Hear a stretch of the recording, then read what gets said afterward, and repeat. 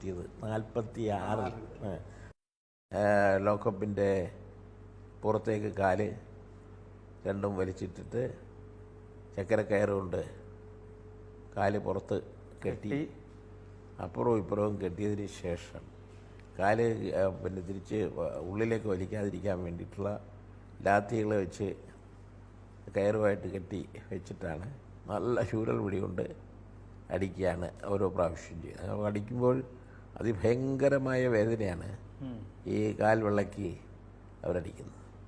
25 പ്രാവശ്യം ഏറ്റവും നിഷ്ഠുരമായിട്ട് അടിക്കുമ്പോഴും ഒന്നും പറയുന്നില്ല എന്ന് വന്നു കഴിഞ്ഞപ്പോൾ ഒരു പോലീസുകാരന് ദേഷ്യം തോന്നി.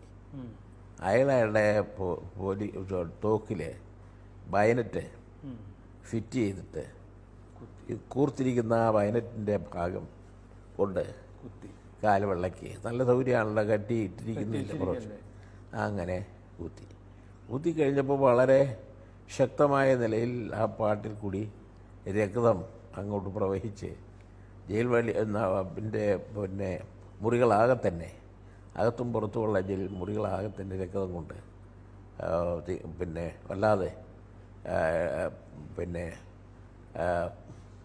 അവിടെ നിറയുകയാണ് ചെയ്തത്.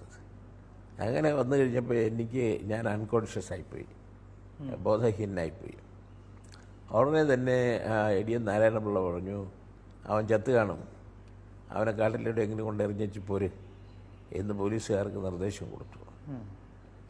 പോലീസുകാർക്ക് നിർദ്ദേശം കൊടുത്തപ്പോൾ സാറെ പിടിക്കുകയും വലിക്കുകയൊക്കെ ചെയ്യാൻ വേണ്ടി സാറന്മാർക്ക് ഒരു സഹായ എന്നുള്ള നിലയിൽ ഞാൻ കൂടെ വരാം എന്ന് പറഞ്ഞിട്ട് അവിടെ 1042 കേസിലെ പ്രതിയായ കോലപ്പൻ, കള്ളൻ കോലപ്പൻ എന്നാണ് അയാളെ അറിയുന്നത്.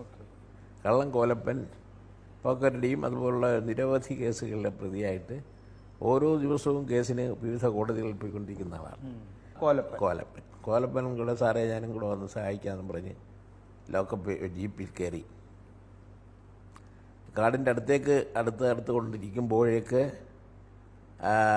ഞാൻ മറ്റേ ചെയ്യുന്നത് കണ്ടിട്ട് പിന്നെ കോലപ്പൻ പോലീസുകാരോട് പറഞ്ഞു, ഏമാനെ ആള് മരിച്ചിട്ടില്ല, അനങ്ങുന്നുണ്ട്, നമുക്ക് പല ആശുപത്രിയിലേക്ക്, സർക്കാർ ആശുപത്രിയിലേക്ക് കൊണ്ടുപോകാം എന്ന് പറഞ്ഞിട്ട് സർക്കാർ ആശുപത്രിയിലേക്ക് കൊണ്ടുപോവുകയാണ് ചെയ്തത്. ഇതായിരുന്നു